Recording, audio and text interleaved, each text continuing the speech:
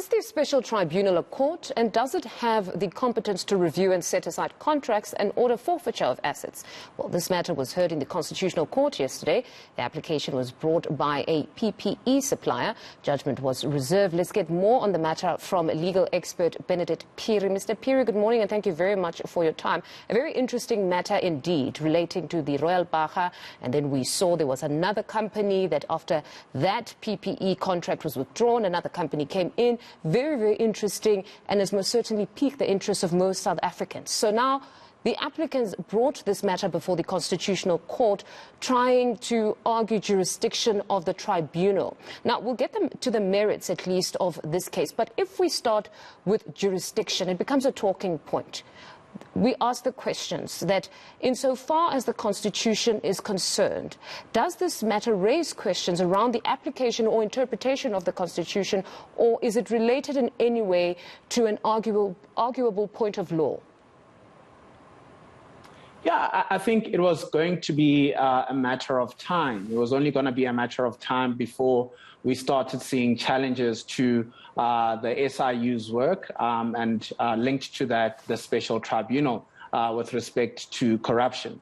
So I'm not surprised that we now have a challenge as to whether the Special Tribunal does have the jurisdiction to order forfeiture and preservation of assets in the manner that it happened in this particular case. Now, for us to actually assess that, we actually have to look at the Special Tribunal Act.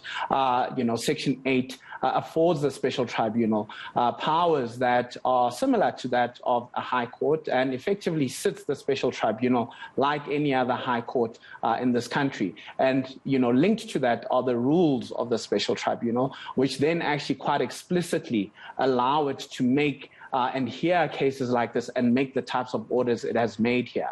I just think because of what has happened in this particular matter and what has been happening in the country from a corruption perspective, it was only a matter of time before somebody looked to challenge the actual tribunal itself to invalidate it. But then with such, what are the prospects with such? Because even I, as a layman, just as a journalist, I quickly went through the Special Tribunals Act. I went to that Section 8, subsection 2, and even went to the rules, particularly 25 and 26, which talks about their right, or at least their ability to seize assets and also to interdict. So how could they have missed that aspect of this whole matter? Yeah, and I think that's what's really incredulous, because honestly, the issue is not about the law and whether the law is clear or not, because as you said, even as a layman, it was very clear to you that the Special Tribunal can entertain these applications and issue the relief that it actually issued in this instance. And to add to that is that this matter has gone through all the levels of the higher courts before reaching the Supreme Court of Appeal. So it's gone on appeal at the High Court, it's gone on appeal at the Supreme Court of Appeal, and now it's on appeal at the Constitutional Court. And at each level, the courts were equally as unambiguous, in pronouncing, that the Special Tribunal does sit in this particular fashion. And I think we expect that from the Constitutional Court as well. So I don't believe the prospects in this are very strong for the appellants. So in the instance of the former CFO, she would have had an interdict. There was an interdict that was granted. It could possibly be made permanent now insofar as her pension is concerned. Would she have any room to actually challenge that anywhere else? I think that's a tough question, but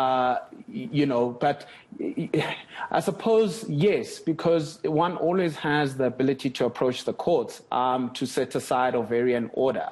But when you think about the actual facts in this particular matter, she was instrumental to not only her participation in the bid adjudication committee, but also in inflating the price at which this tenderer actually then secured the payment from the Gauteng department, right? So it was an inflated price. She was within the Gauteng Health Department, and she participated in that.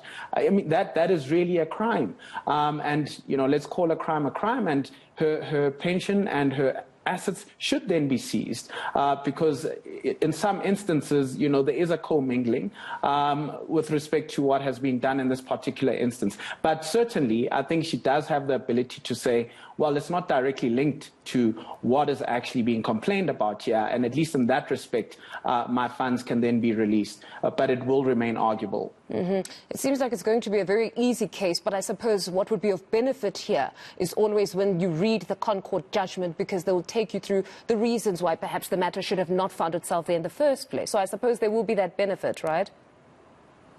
Yeah, I think this is absolutely beneficial. The Special Investigating Unit and the Special Tribunal are absolutely key pillars in the fight of corruption in this country, the fight against corruption. And I think we see it. You know, the successes and the victories that we feel and hear about are happening in that particular space. So I'm actually looking forward to the Constitutional Court's judgment, reaffirming, you know, how critical a cog that element of the court system is in the fight against corruption. And really, I think that's what we're going to get as the outcome. All right. Benedict, thank you very much for your time. That's legal expert Benedict Phiri. More news and